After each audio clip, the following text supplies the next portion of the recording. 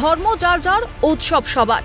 ওপার বাংলায় সনাতনীদের উপর অকথ্য অত্যাচার, মন্দির ভাঙচুর, হিন্দু মহিলাদের উপর নির্যাতনের মতো একাধিক ঘটনা সামনে এসেছে। এবার শিরোনামে আমাদের প্রাণের বাংলা। জাতি, ধর্ম, বর্ণ নির্বিশেষে ১৫০ বছর পর স্কুলে সরস্বতী পুজোর উদ্যোগ নিয়েছিলেন নদিয়ার হরিণঘাটার নগর উখরা দাসপেরিয়া দাস গোলডাঙ্গা প্রাথমিক বিদ্যালয়ের শিক্ষক কাশিরাম বর্মন। সেখানেই বাধা, ফোন করে শিক্ষকের বদলি করিয়ে দেওয়ার হুমকি খোদ বুথ সভাপতির। মঙ্গলবার স্কুল প্রাঙ্গণে গিয়ে অকথ্য ভাষায় গালিগালাজ করে লাগাতার হুমকি বুথ সভাপতি আলিবুদ্দিনের অনুগামীর। ঘটনার পর ভীত সন্ত্রস্ত স্কুলের ভারপ্রাপ্ত প্রধান শিক্ষক। স্কুলের সরস্বতী পুজো হবে, এতে কোনো মিটিংয়েরও দরকার পড়ে না।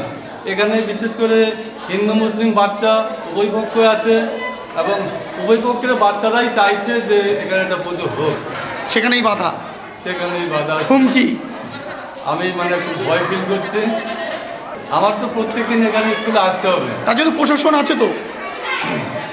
এটা প্রশাসন তো আছে। এখানেই শেষ নয়, ঘটনাস্থলে খবর পেয়ে পৌঁছয় নগর উখরা পুলিশ ফাঁড়ির ভারপ্রাপ্ত ওসি।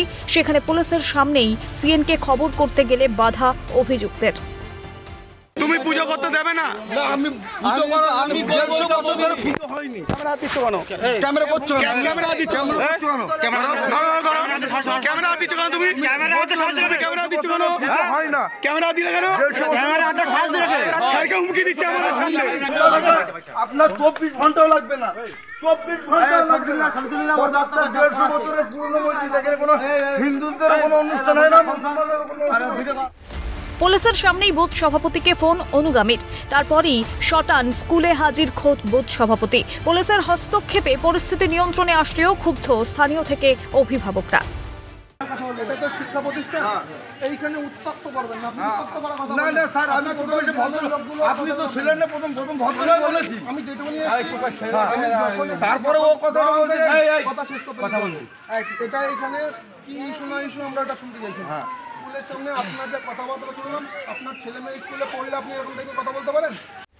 কেন বারবার বাধাপ্রাপ্ত সনাতনীরা? ১৫০ বছর ধরে কোন কৌশলে বন্ধ ছিল স্কুলের সরস্বতী পুজো? শাসক নেতাদের তাণ্ডব, বাধাপ্রাপ্ত হয়েছে স্কুলের বাগদেবীর আরাধনা। এরপর বাধা পাবে সনাতনীদের ঘরের পুজো। তীব্র ক্ষোভ স্বামী পরমাত্মানন্দ মহারাজের। যেখানে হিন্দুরা সংখ্যাগুরু, ছাত্রছাত্রীরা স্কুলে সরস্বতী পুজো করবে, ছাত্রছাত্রীর জীবনে, শিক্ষকদের জীবনে সেটা একটা অনেক বড় অভিজ্ঞতা এবং আমাদের প্রত্যেকের, সনাতনীদের প্রত্যেকটা হিন্দু পরিবারের কাছে সরস্বতী পুজো এবং স্কুলের সরস্বতী পুজো, কলেজের সরস্বতী পুজো এটা একটা উল্লেখযোগ্য ব্যাপার। সেখানে যখন বাধা দেওয়া হচ্ছে, কালকে যে আমার ঘরের লক্ষ্মী পুজোতে, গণেশ পুজো, কার্তিক পুজোতে এরা বাধা দেবে না, এর গ্যারেন্টি কে নেবে?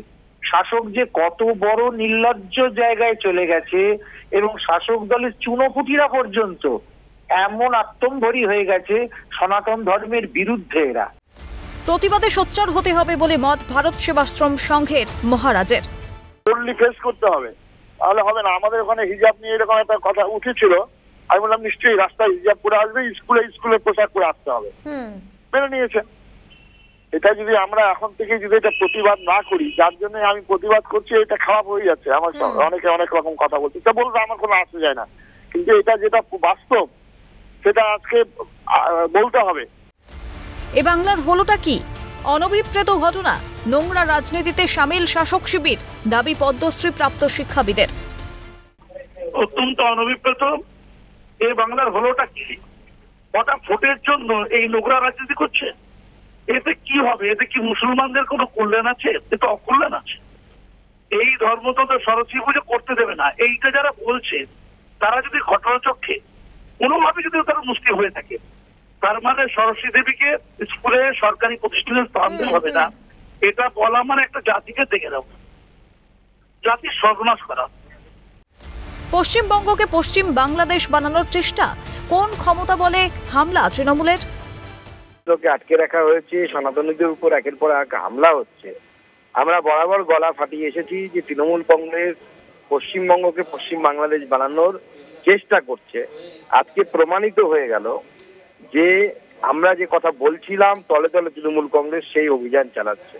আজকে তৃণমূল কংগ্রেসের বুথ সভাপতি, স্থানীয় বুথ সভাপতি, সে টিআইসি কে চমকাচ্ছে যে সরস্বতী পুজো করলে পরে তাকে ট্রান্সফার করে দেওয়া হবে। নিশ্চয়ই তার উপরে সেই ক্ষমতা আছে, তবেই সেই ক্ষমতা বলে সে চিৎকার করছে। আজকে সনাতনীদের উপর হামলা শুরু হয়ে গেল পশ্চিমবঙ্গকে বাংলাদেশ বানানোর যে চক্রান্ত, সেই চক্রান্তে মাননীয় মুখ্যমন্ত্রী সফল হয়েছেন কিছুটা হলেও। আমি তাই পশ্চিমবঙ্গের সনাতনীদেরকে বলবো, হিন্দুদেরকে বলবো, সময় হয়ে গেছে এখন লক্ষ্মীর ভান্ডার দূরে সরিয়ে রাখুন। লক্ষ্মী থেকে এখন দুর্গা হওয়ার সময় হয়ে গেছে এই অসুরদের বধ করার জন্য। কঠোরতম শাস্তির দাবিতে স্বরূপ বিরোধী শিবির। ঘটনা আমরা এখন দেখবো যে মুখ্যমন্ত্রী ওকে অ্যারেস্ট করে কিনা, সেটা আগে দেখবো। এই পশ্চিমবাংলায়, এই ধর্মনিরপেক্ষ দেশে, এখানে সবার বিশ্ববিদ্যালয় সরস্বতী পুজো বন্ধ করে দেওয়ার মতো অধিকার ওনাকে কে দিয়েছে? কঠোরতম শাস্তি দাবি করছি। আদৌ সত্য অভিযোগ নাকি বিভ্রান্তি রটানো হয়েছে? এত ঘটনা প্রকাশ্যে আসার পরেও প্রশ্ন শাসক নেতার মনে। না, এটা নিশ্চিতভাবে স্থানীয় নেতৃত্ব এই ধরনের কোনো অভিযোগ যদি এসে থাকে, এটা আদৌ সত্য অভিযোগ না এটা একটা বিভ্রান্তি তৈরি করার জন্য রটিয়ে দেয়া, সেই ব্যক্তি কি বলছেন সেগুলো না জেনে স্থানীয় নেতৃত্ব দেখছেন, জেলা নেতৃত্ব দেখছেন, ফলে তার আগে কোনো মন্তব্য করা উচিত নয়। নিশ্চিতভাবেই সরস্বতী পুজোতে বাধার কোনো প্রশ্নই নেই। বঙ্গের বুকে প্রাথমিক বাংলা মিডিয়াম স্কুলের সরাসরি হুমকি। যে বাঙালির 12 মাসে 13 পার্বণ, সেই বাংলার বুকে দাঁড়িয়ে স্কুলের সরস্বতী পুজো বন্ধ করার চেষ্টা।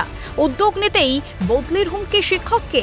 যেখানে খোদ তৃণমূল সুপ্রিমো বাঙালি হয়ে ঈদ থেকে ছট পুজো, ক্রিসমাসের অনুষ্ঠানে ধর্মবর্ণ নির্বিশেষে উৎসবে মাতার কথা জোর গলায় জানান দেন, সেখানে মাননীয়া জানেন তার দলেরই নেতারা পুজো বন্ধে হুমকি দিচ্ছেন।